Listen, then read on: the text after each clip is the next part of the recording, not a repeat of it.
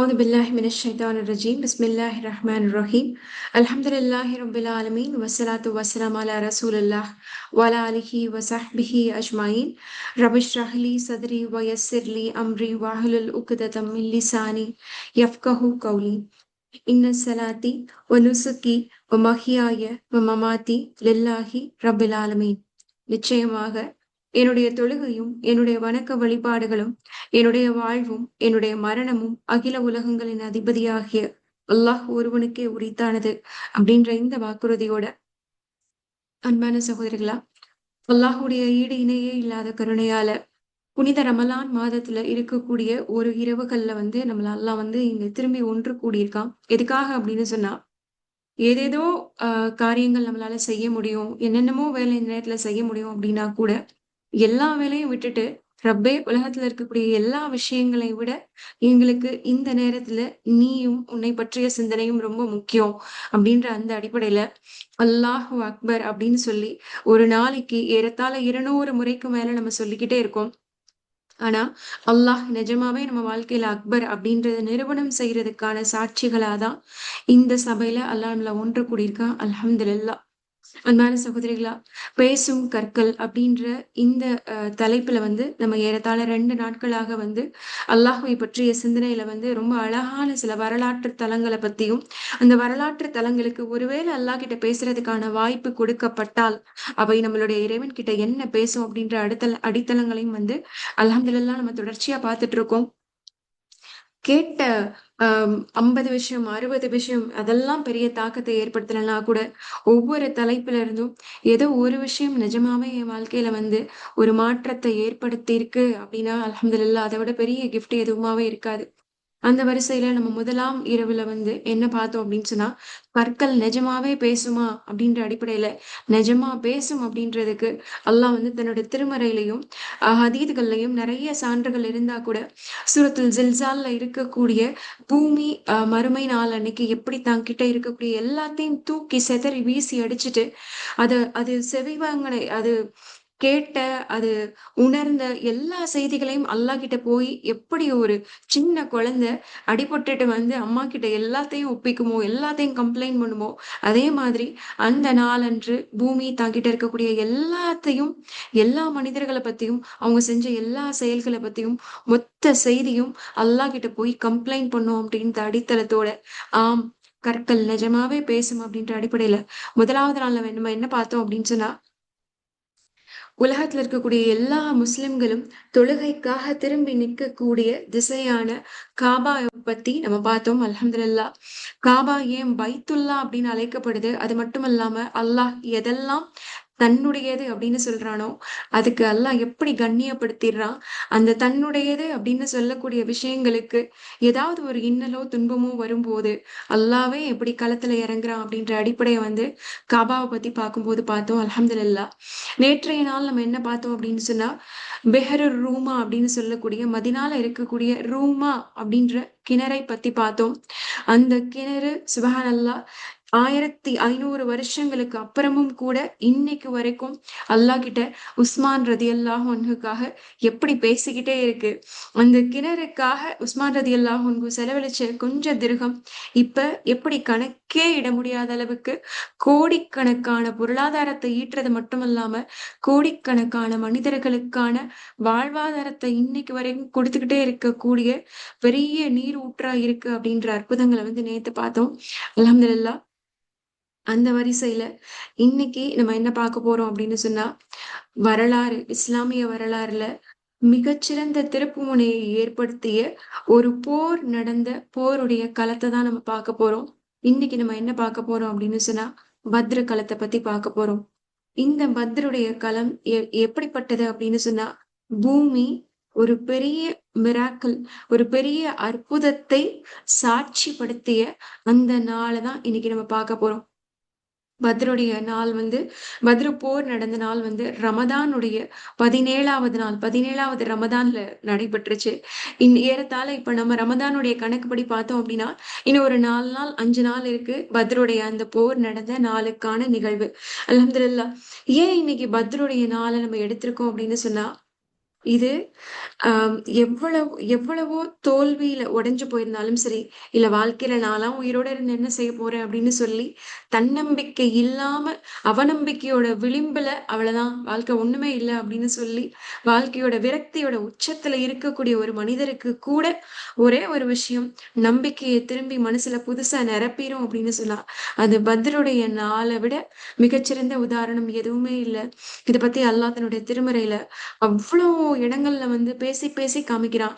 குறிப்பா சொல்லப்போனா, சூரத்துல் அன்ஃபால் அப்படின்னு சொல்லுது குர்ஆனுடைய 8வது அத்தியாயம் முழுக்க பத்ருடைய நிகழ்வுகள அல்லாஹ் ஸ்தாகிச்சும், ரொம்ப அழகாவும், ஆறுதல் அளிக்கக்கூடியதாகவும், மனச வருடக்கூடியதாகவும், இறைவனே நேரடியா பேசக்கூடிய ஒரு நிகழ்வு தான் பத்ருடைய போர் நடந்த அந்த பத்ருடைய களம்.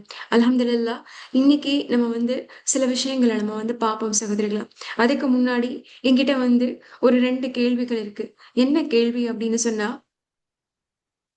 பாலைவன மணல் இருக்குல்ல, பாலைவன மணல்கள் 1400 வருஷத்துக்கு அப்புறமும் கூட அதுல நடந்த நிகழ்வுகள இன்னைக்கு வரைக்கும் நினைவு வச்சிருக்குமா?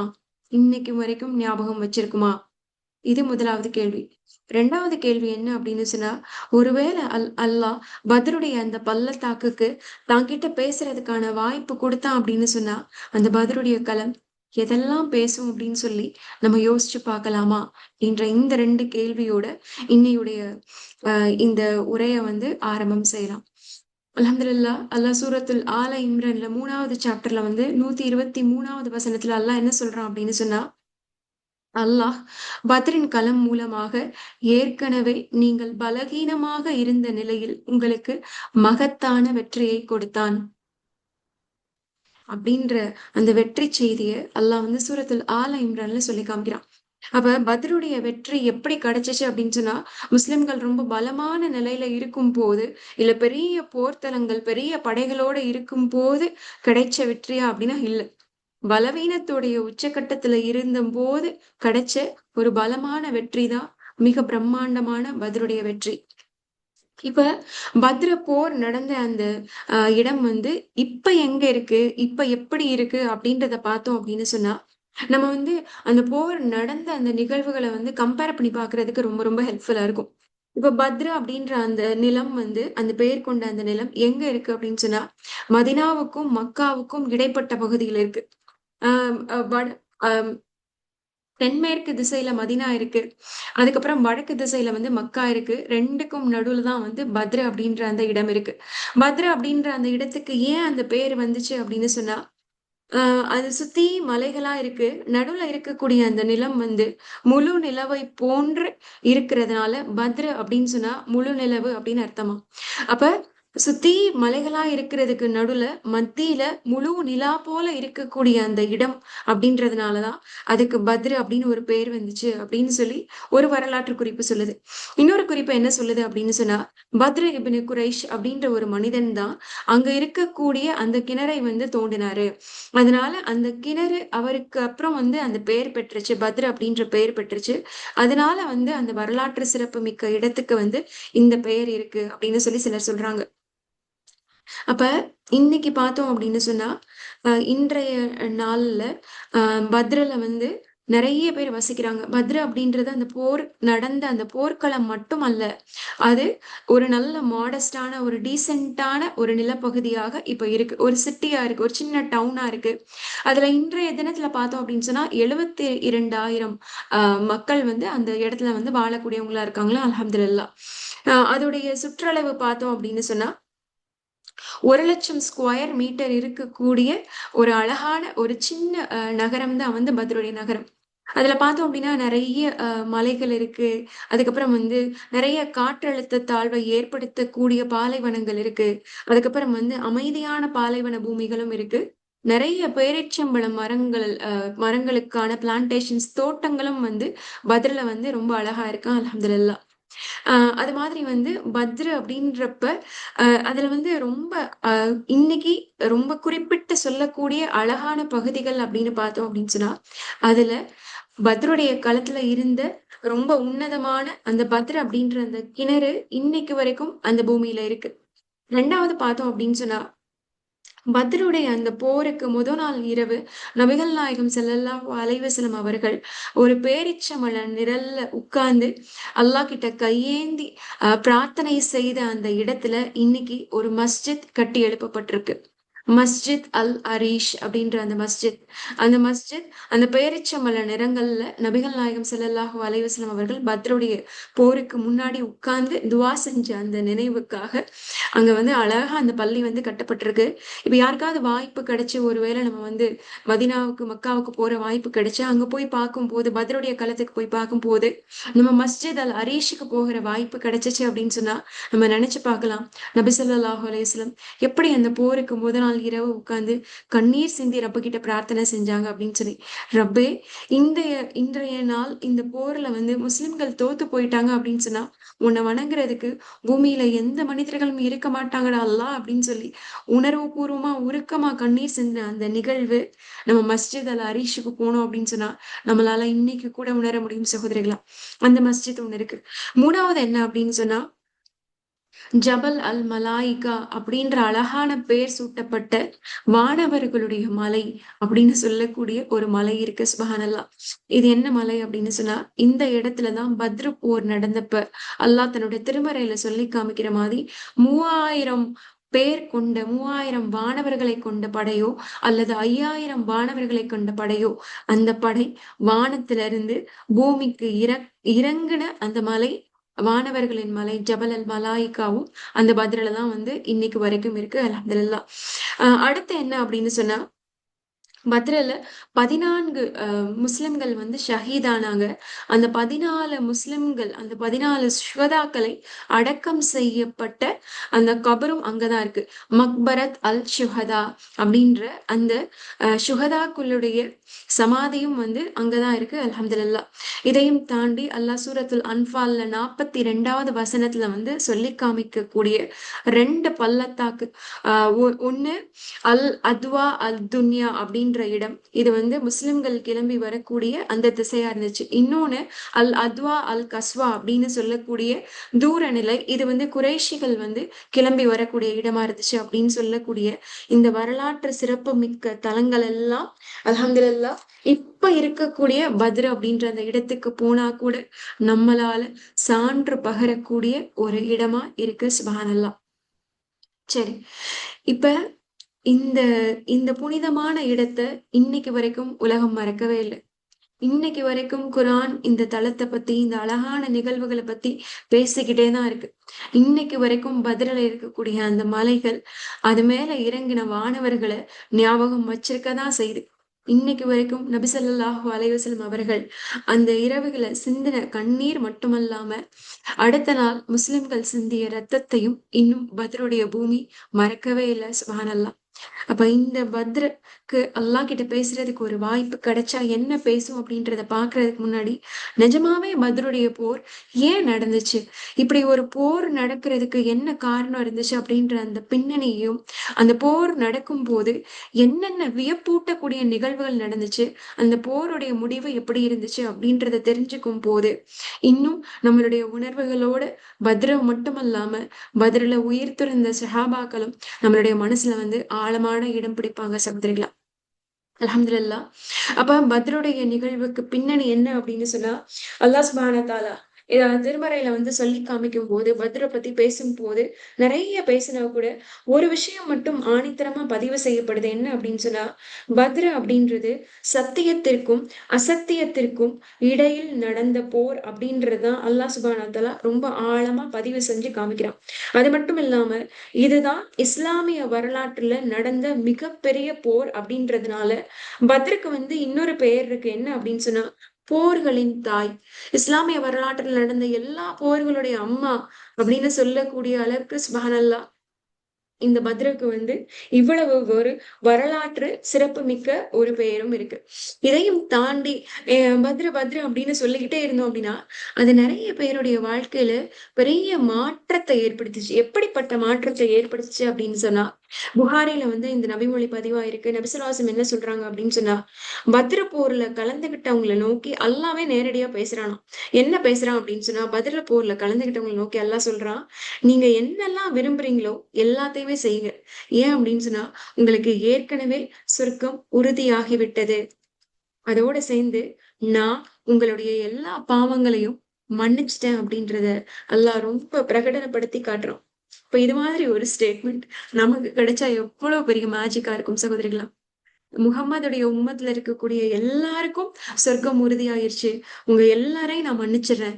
இதுக்கு காரணம் நீங்க செஞ்ச இந்த ஒரே ஒரு நிகழ்வு தான் அப்படின்ற மாதிரி அல்லாஹ் ஒரு அறிவிப்பு செஞ்சுட்டான் அப்படின்னு சொன்னா, சுபஹான் அல்லாஹ், அது எப்பேற்பட்ட பிரம்மாண்டமான பெரிய கிஃப்டா இருக்கும், பெரிய அறிவிப்பா இருக்கும். இந்த சுப செய்தி சில மனிதர்களுக்கு கிடைச்சிச்சு. ஏறத்தாழ 313 மனிதர்களுக்கு இப்படி ஒரு சுப செய்தி அல்லாஹுடைய புறத்துல இருந்து கிடைச்சிச்சு. இது அவ்வளவு வரலாற்று சிறப்பு மிக்க ஒரு நிகழ்வு. இந்த நிகழ்வு வந்து மனிதர்களுக்கு மட்டும் இல்ல, வானவர்களும் சேர்ந்து இந்த பத்ருடைய களத்தை வந்து பயங்கரமா சேர்ந்து கொண்டாடக்கூடியவங்களா இருந்தாங்களாம். இதுக்கு வந்து புகாரில வந்து இந்த நபிமொழி வந்து சான்றா இருக்கு. என்ன அப்படின்னு சொன்னா, நபி ஸல்லல்லாஹு அலைஹி வஸல்லம் கிட்ட வந்து ஜிப்ரீல் அலைஹிஸ்ஸலாம் வந்து ஒரு தடவ வந்து கேட்பாங்களாம். உங்களுக்கு மத்தியில இருக்கக்கூடிய இந்த மனிதர்கள்ல பத்ர் போர்ல கலந்துகிட்டாங்கல்ல, அவங்கள பத்தி நீங்க என்ன நினைக்கிறீங்க முஹம்மதே அப்படின்னு சொல்லி கேட்கும்போது நபி ஸல்லல்லாஹு அலைஹி வஸல்லம் சொன்னாங்களாம், பத்ர்ல கலந்துகிட்ட முஸ்லிம்கள் தான் வந்து சிறப்பானவர்கள் அப்படின்றத தவிர வேற வார்த்தைய வந்து எனக்கு சொல்லவே தெரியல அப்படின்னு சொல்லி நபி ஸல்லல்லாஹு அலைஹி வஸல்லம் சொல்லுவாங்க. அப்ப ஜிப்ரீல் அலைஹிஸ்ஸலாம் சொன்னாங்களாம், இதே மாதிரிதான் பத்ர் போர்ல எந்தெந்த வானவர்கள்லாம் கலந்துகிட்டாங்களோ அவங்கதான் வானவர்கள்ல சிறந்தவர்கள் அப்படின்னு சொல்லி நாங்களும் நினைச்சிட்டு இருக்கோம் அப்படின்னு சொல்லக்கூடிய அளவுக்கு பத்ருடைய அந்த களம் ரொம்ப ரொம்ப உன்னதமானது. அதுல ஏன் அப்படின்னா அதுல கலந்துகிட்ட மனிதர்களும் மனிதர்களிலேயே சிறந்தவர்கள், அதுல கலந்துகிட்ட வானவர்களும் வானவர்களிலேயே சிறந்தவர்கள் அப்படின்னு சொல்லக்கூடிய அளவுக்கு அப்படி என்ன அந்த இடத்துல நடந்துச்சு அப்படின்றதான் இப்ப நம்ம பார்க்க போறோம் இன்ஷா அல்லாஹ். சரி. அப்ப இந்த பத்ருடைய போர் தினம் திடீர்னு வந்து ஒரு நாள்ல முடிவு செய்யப்பட்டு உடனே நடக்கப்பட்டதா அப்படின்னா இல்ல. பத்ருக்கு போருக்கு பின்னணி என்ன அப்படின்னு சொன்னா, ஏறத்தாழ 13 வருட காலங்களுடைய வேதனை, அநியாயம், கொடுமை, ஆர்ப்பரிப்பு, சொல்லவே முடியாத சில நிறைய சங்கடங்களும், உயிரிழப்புகளும், கண்ணுக்கு முன்னாடி நடந்த அநியாயங்களும். இன்னைக்கு நடக்கிறதெல்லாம் என்ன? இப்ப நம்ம கேள்விப்படுறோமே, இந்த போர்ல இத்தனை பேர் இறந்துட்டாங்க. 30 வெடிகுண்டுகளை போட்டு ஒரு ஒட்டுமொத்த குடும்பத்தையே அழிச்சிட்டாங்க. என்னென்னமோ கேள்விப்படுறோமே. கஸா எல்லாமே நம்ம பாக்குறோமே. இது எல்லாத்தையும் விட பல மடங்கு கொடுமைய வந்து மக்கா பார்த்திருக்கு சகோதரிகளா. இப்ப நடக்கக்கூடிய விஷயங்கள்லாம் வந்து அதோடைய ஒரு சின்ன முன்னோட்டம் தான் அப்படின்னு சொல்ல முடியுமே தவிர, இதுக்கான மொத்த முழுமுத ஆரம்பமும் வந்து மக்கால 13 வருஷ காலம், ஒரு நாள் 2 நாள் இல்ல, 13 வருஷம் தொடர்ச்சியா என்ன அப்படின்னு சொன்னா அவ்வளவு டார்ச்சர், அவ்வளவு பொருளாதார ரீதியா உணவு எதுவுமே கிடைக்க முடியாத மாதிரி இன்னைக்கு இஸ்ரேல் வந்து பலஸ்தீன்ல செஞ்சுட்டு இருக்குல்ல, அதை விட ரொம்ப கொடுமையா தன்னுடைய சொந்த மக்களே, தன்னுடைய சொந்தக்காரவங்களே அவங்களுக்கு வந்து அநியாயம் செஞ்சாங்க அப்படின்னு சொன்னா அது எப்படிப்பட்டதா இருந்திருக்கும். சுபஹானல்லாஹ். அதையும் தாண்டி அவ்வளவு கொலை, கண்ணுக்கு முன்னாடியே கொலை, மகனுடைய கண்ணுக்கு முன்னாடியே அம்மாவும் கொடூரமா கொலை செய்யப்படுறாங்க. சுமையா ரதியல்லாஹு அன்ஹா, யாசிர் ரதியல்லாஹு அன்ஹு மாதிரி.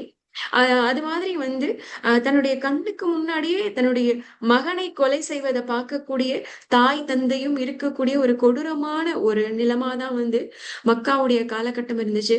அப்ப அந்த 13 வருஷ காலகட்டத்திலையும் அல்லாஹ் சுப்ஹானஹு வ தஆலா வந்து என்ன செஞ்சான் அப்படின்னு சொன்னா, அந்த மனிதர்களுக்கு வந்து போர் செய்யறதுக்கோ, இல்ல அவங்களுக்கு நடக்கக்கூடிய அநீதங்களை தட்டி கேட்கறதுக்கோ எந்த அனுமதியுமே வழங்கப்படல. அல்லாஹ் சொன்னது ஒண்ணே ஒண்ணுதான். நீங்க பொறுமையை கையாளுங்க அப்படின்னு சொல்லி.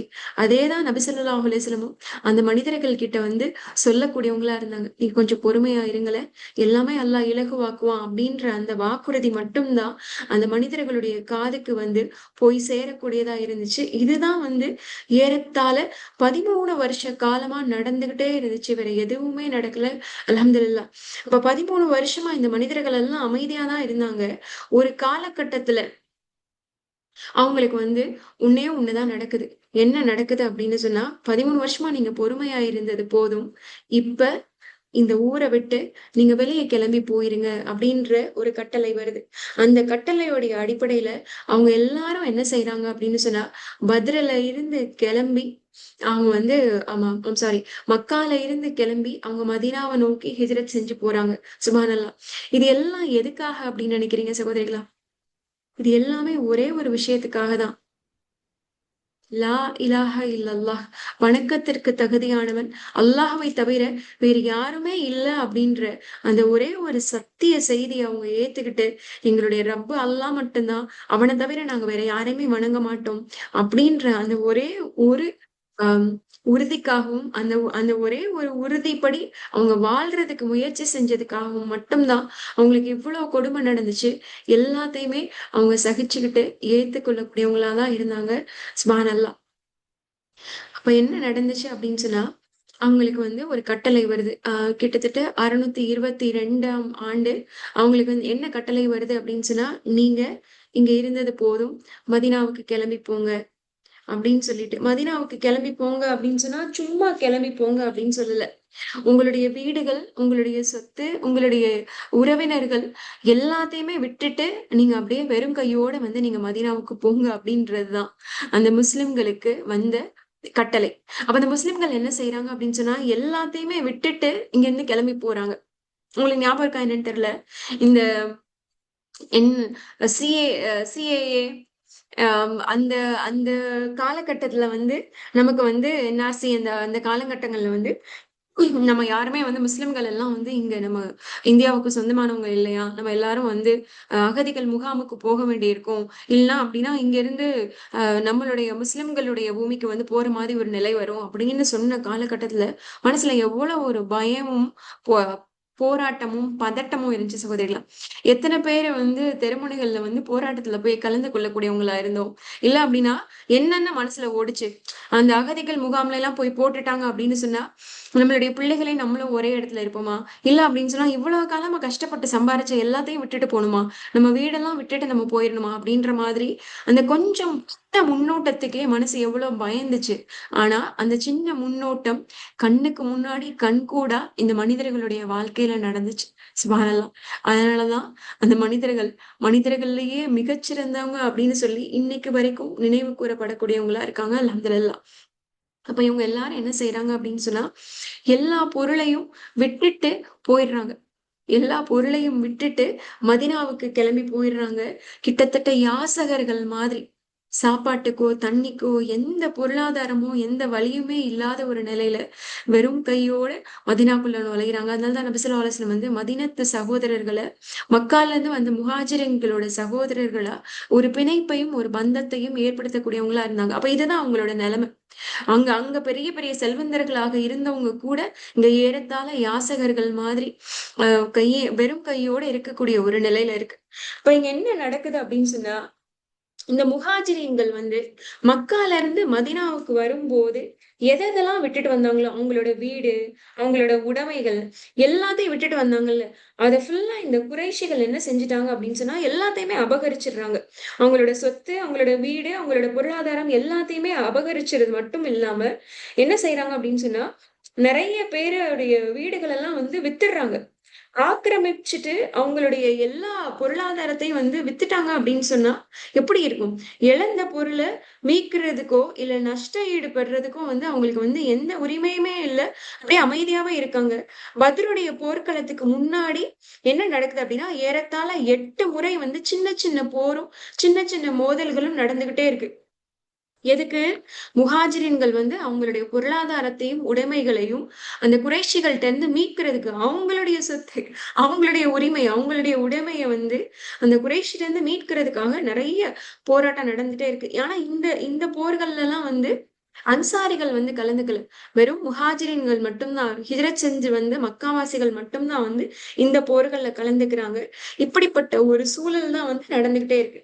ஆனா, இந்த பத்ருடைய இந்த டியூரேஷன்ல மட்டும் தான் முதல் முறையா என்ன நடக்குது அப்படின்னு சொன்னா, இது ஹிஜ்ரத் செஞ்சு வந்து 2 வருஷ காலகட்டத்துக்கு அப்புறம் 624 இது நடக்குது.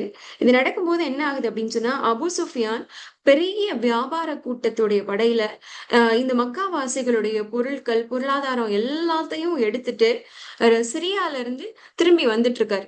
சிரியால இருந்து திரும்பி வந்துட்டு இருக்கும் போது நபிகள் நாயம் ஸல்லல்லாஹு அலைஹி வஸல்லம் நபிசல்லாசம் என்ன செய்யறாங்க அப்படின்னு சொன்னா, சரி இது ஃபுல்லா நம்மளுடைய மக்காவை சேர்ந்த முஹாஜிரின்களுக்குரியது தானே. அப்ப இது ஃபுல்லா வந்து அந்த அபு சுஃபியானுடைய அந்த படைக்கிட்ட இருந்து நம்ம திரும்பி வாங்கினோம் அப்படின்னு சொன்னா அவங்களுக்கு அவங்களுடைய வாழ்வாதாரத்துக்கு அது பயன்படக்கூடியதா இருக்குமே அப்படின்னு சொல்லிட்டு சின்ன முயற்சி செய்யறாங்க. சின்ன முயற்சி செய்யறாங்கன்னா ஒண்ணுமே செய்யல இன்னும். அதை வந்து கைப்பற்றலாமா அப்படின்னு சொல்லிட்டு இந்த செய்தி வந்து எப்படியோ அபு சுஃபியானுடைய காதுக்கு போயிருது. அபு சுஃபியானுடைய காதுக்கு போன இந்த செய்தியில என்ன நடக்குது அப்படின்னு சொன்னா, உடனே அபு சுஃபியான் வந்து மக்கால இருக்கக்கூடிய குறைஷிகளுக்கு வந்து நியூஸ் அனுப்புறாரு. என்ன என்ன நியூஸ் அனுப்புறாரு? நம்மளுடைய வியாபார கூட்டத்தை ஃபுல்லா இந்த முஸ்லிம்கள் வந்து கைப்பற்ற முயற்சி செய்யறாங்க. அதனால உடனே வந்து மக்கால இருந்து ஒரு படை அனுப்புங்க. நம்மளுடைய வியாபாரத்தையும் நம்ம கிட்ட இருக்கக்கூடிய இந்த பொருளாதாரத்தையும் நம்ம எப்படியாவது பாதுகாத்துடணும். உடனே படை அனுப்புங்க அப்படின்னு சொல்லிட்டு ஒரு செய்தி அனுப்பிச்சிடுறாரு. இந்த செய்தியுடைய அடிப்படையில இப்ப குறைஷிகள் என்ன செய்யறாங்க அப்படின்னு சொன்னா, ஏறத்தாழ 1000 முதல் 1300 மனிதர்கள் கொண்ட படைய வந்து குறைஷிகள் வந்து அனுப்புறாங்க மதீனாவை நோக்கி. அந்த பத்ரு அப்படின்ற அந்த களத்தை நோக்கி அனுப்புறாங்க. அப்ப இங்க என்ன நடக்குது அப்படின்னா, இதுல 700 ஒட்டகம் இருக்கு, 100க்கும் மேற்பட்ட குதிரைகள் இருக்கு, 1300க்கு மேற்பட்ட மனிதர்கள் இருக்காங்க அந்த குறைஷியுடைய படையில. 1300க்கும் மேற்பட்ட மனிதர்கள் இருக்காங்க. அதோட வந்து நல்ல ஆடல் பாடல் கச்சேரிகள்ல ஈடுபடக்கூடிய ஆட்களோட கிளம்பி வருது. என்ன அப்படின்னு சொன்னா, நிறைய பாடகர்கள் இருக்காங்க, நிறைய மியூசிஷியன்ஸ் இருக்காங்க. ஏன் அப்படின்னா அவ்வளவுதான், நம்ம இவ்வளவு பேரோட போறோம்ல, அது என்ன சப்பையா கொஞ்சம் பேர் தான் இருக்காங்க முஸ்லிம்கள். அவங்களை கண்டிப்பா நம்ம ஜெயிச்சிருவோம். ஜெயிச்சிட்டோம் அப்படின்னு சொன்னா இந்த ஒட்டுமொத்த அரேபியாலேயே குறைஷிகள் ஆகிய நம்ம தான் மிக பலமானவங்க அப்படின்றத வந்து நிரூபணம் பண்ணிடலாம் அப்படின்னு சொல்லி போர் நடக்கிறதுக்கு முன்னாடியே ஏற்கனவே ஜெயிச்ச மாதிரி இவ்வளவு பெருமையோடையும் மிதப்போடையும் அந்த குறைஷிகளுடைய படை கிளம்பி வருது. இந்த படையில குறைஷிகளுடைய மிக மோசமான தலைவர்கள், மிக ரொம்ப ஆக்ரோஷமான வகையில முஸ்லிம்களை வந்து ரொம்ப கொடுமைப்படுத்திய மனிதர்கள் எல்லாம் வர்றாங்க. யார் யார் வர்றாங்க? அபுஜஹல் வராரு, உத்பா வராரு, ஷைபா, உமையா இப்னு ஹலஃப் போன்ற மிக பவர்ஃபுல்லான அந்த தலைவர்கள் எல்லாம் இந்த படையில அங்க மக்கால இருந்து கிளம்பி மதீனாவை நோக்கி வர்றாங்க. ஆனா இந்த பக்கம் நம்ம சைடு பார்த்தோம் அப்படின்னு சொன்னா, நம்ம சைடு நம்ம இந்த போருக்கு விரும்பல. நம்ம வந்து முஸ்லிம்கள் வந்து நியாயமா தங்களுடைய பொருளாதாரத்தை தங்களுக்கு சேர வேண்டியத அந்த குறைஷிகள் அபகரிச்சு வச்சிருக்காங்களே, இது நம்மளுடைய வாழ்வாதாரத்துக்கு பயன்படுமே அப்படின்ற சின்ன முயற்சி தான் செஞ்சோம். ஆனா இதுக்கு பகரமா அவங்க என்ன செஞ்சுட்டாங்க? அவ்வளவு பெரிய படையை திரட்டிட்டு இந்த போரை துவங்கியது முஸ்லிம்கள் அல்ல, குறைஷிகள். அவங்கதான் வந்து இந்த போரை வந்து ஆரம்பிச்சாங்க. அப்ப நம்ம போருக்கு விரும்பி நம்ம போர் தொடுக்கிறதுக்காக போகல, வந்த போரை நம்ம தடுக்கிறதுக்காக வந்த போரை எதிர்கொள்றதுக்கான முயற்சியில தான் நம்ம சைட்ல இருந்து ஆட்கள் வந்து போகக்கூடியவங்களா இருந்தாங்க. அதுவும் அல்லாஹுடைய புறத்துல இருந்து கட்டளை வந்ததுக்கு அப்புறம் தான் நபி ஸல்லல்லாஹு அலைஹி வஸல்லம் என்ன செஞ்சாங்க? மதினால இருந்து முஸ்லிம்களை திரட்டிட்டு போறாங்க. இப்ப இதுக்கு முன்னாடி நடந்த சின்ன சின்ன 8 போர்கள்ல வெறும் முஹாஜிரின்கள் மட்டும்தான் கலந்துக்கிட்டாங்க, அவங்களுடைய பொருட்களை அவங்க கைப்பற்றதுக்காக. ஆனா இப்ப என்ன நடக்குது அப்படின்னு சொன்னா, இது வெறும் பொருளுக்கான போர் மட்டுமல்ல. அந்த பொருள் எல்லாம் வந்து வியாபார கூட்டத்துல இருந்த அந்த பொருட்கள் எல்லாம் சேஃபா மக்காவுக்கு போய் சேர்ந்துருச்சு. இப்ப குறைஷிகள் நினைச்சிருந்தாங்க அப்படின்னு சொன்னா பொருள் தான் போயிருச்சுல, பொருளை பாதுகாக்கணும்னு தானே படை கேட்டாங்க. அவங்க நினைச்சிருந்தாங்கன்னு சொன்னா படையே இல்லாம அந்த பொருள் போனதோட அவங்க அமைதியா இருந்திருந்திருக்கலாம். ஆனா அவங்க என்ன நினைச்சிட்டாங்க? இதுதான் சான்ஸ், இந்த மொத்த முஸ்லிமையை அழிக்கிறதுக்கு இதுதான் சான்ஸ் அப்படின்னு சொல்லிட்டு தேவையில்லாம போரை வந்து ஆரம்பம் செய்தது அவங்கதான். அப்ப அந்த சைடு இவ்வளவு பெரிய படம் இருக்கு. ஆனா நம்ம சைடு எத்தனை பேர் தெரியுமா இருந்தாங்க? ஏறத்தாழ 313ல இருந்து 317 மனிதர்கள் தான் இருந்தாங்க, போராளிகள் தான் இருந்தாங்க. அதுக்கப்புறம் அங்க 700 ஒட்டகம், ஆனா நம்ம கிட்ட வெறும் 70 ஒட்டகம் தான் இருந்துச்சு. அங்க 100 குதிரை இருந்துச்சு, நம்ம கிட்ட வெறும் 2 குதிரை தான் இருந்துச்சு. அவங்க கிட்ட எல்லா போர் கவசங்கள், போர் தளவாடங்கள், அதுக்கப்புறம் வந்து பெரிய பெரிய வாள், கத்தி, ஈட்டி என்னென்னமோ இருந்துச்சு. ஆனா நம்ம கிட்ட வந்து சும்மா கொஞ்சம் போருக்கான சில ஆயுதங்கள், சில வாள்கள் தான் வந்து நம்ம கிட்ட இருந்துச்சு, சில ஈட்டிகள் தான் இருந்துச்சு. நிறைய பேரு கால்ல செருப்பு கூட இல்லாம ரமதானுடைய அந்த ரமதான் அப்படின்னாலே சுட்டெரிக்கக்கூடிய மாதம் தான் அந்த 9வது மாதம். அந்த சுட்டெரிக்கக்கூடிய 9வது மாதத்துல நிறைய பேரு கால்ல செருப்பு கூட இல்லாம பத்ருடைய களத்தை நோக்கி போருக்காக போறாங்க. சுப்ஹானல்லாஹ். அப்ப பார்த்தோம் அப்படின்னு சொன்னா, மிக பலமான ஒரு படை ஒரு பக்கம், ரொம்ப பலவீனமான ஒரு படை ஒரு பக்கம். 2ம் வந்து போர் செய்ய போகுது. இங்க நடுவுல வந்து பொருளாதாரமோ, பொருட்களோ இல்ல. அந்த மனிதர்களுடைய இறைவன் மீதான நம்பிக்கையும், அன்பும் மட்டும் தான் இருந்துச்சு. லா இலாஹா இல்லல்லாஹ் அப்படின்ற அந்த ஒரு வார்த்தைக்காக ஒரு பலவீனமான படையும், அது ஏன் இருக்கக்கூடாது? நீ லாத்தையும் உஸ்ஸாவையும் வணங்கணும். நீ எப்படி அல்லாஹ்வ வணங்கலாம்? அப்படின்றத நிராகரிக்கிறதுக்காக ஒரு படையும், 2 படையும் எதிரெதிர் திசையில நிக்கிற அந்த காலகட்டத்துல தான் பத்ருடைய அந்த போருக்கு வந்து 2 பேரும் ஆயத்தமாகுறாங்க. அப்ப இந்த நேரத்துல வந்து என்ன நடக்குது அப்படின்னு சொன்னா, பத்ருடைய அந்த முந்தின நாள் முந்தின நாளே வந்து நபிகள் நாயகம் ஸல்லல்லாஹு அலைஹி வஸல்லம் என்ன செய்றாங்க அப்படின்னு சொன்னா, அ நெறைய நெறைய முன்னேற்பாடுகள செய்றாங்க. அவங்க வந்து சும்மா அமைதியா உட்கார்ந்துகிட்டு, "ரப்பே! உனக்கான போர் தானடா அல்லாஹ் இது. லா இலாஹா இல்லல்லாஹ்" அப்படின்னு அந்த ஒரு வார்த்தைக்காக தானே இந்த மொத்த போரும். அதனால நீ பார்த்துக்கோ அப்படின்னு சொல்லிட்டு, அவங்க அமைதியா உட்கார்ந்துரல. போர்ல யார் யாரெல்லாம் எங்கெங்கெல்லாம் நிக்கணும், எந்த இடத்துல அந்த 2 குதிரையும் நிக்கணும், எந்த இடத்துல அந்த ஒட்டகங்கள்லாம் இருக்கணும், அது மாதிரி வந்து கிணறுக்கு முன்னாடி நிக்கணுமா, கிணறுக்கு பின்னாடி நிக்கணுமா, எங்க யார் எப்படி அசெம்பிள் ஆயிருக்கணும் அப்படின்றதெல்லாம் நெறைய மஷூரா நடக்குது. சுப்ஹானல்லாஹ். மஷூரால வந்து அல்லாஹ் அவ்வளவு ஒரு பரக்கா வச்சிருக்கான் அப்படின்றதுக்கு, இது மிகப்பெரிய சான்றா அமையக்கூடிய ஒரு நிகழ்வா இருந்துச்சு. அல்ஹம்துலில்லாஹ். அப்ப இதுல என்ன என்ன நடக்குது அப்படின்னு சொன்னா, 313 பேர்ல 86 பேரு தான் முஹாஜிரீன்கள். மக்கால இருந்து மதீனாவுக்கு வந்தவங்க. 231 பேர் வந்து அன்சாரிகள் தான். சுப்ஹானல்லாஹ்.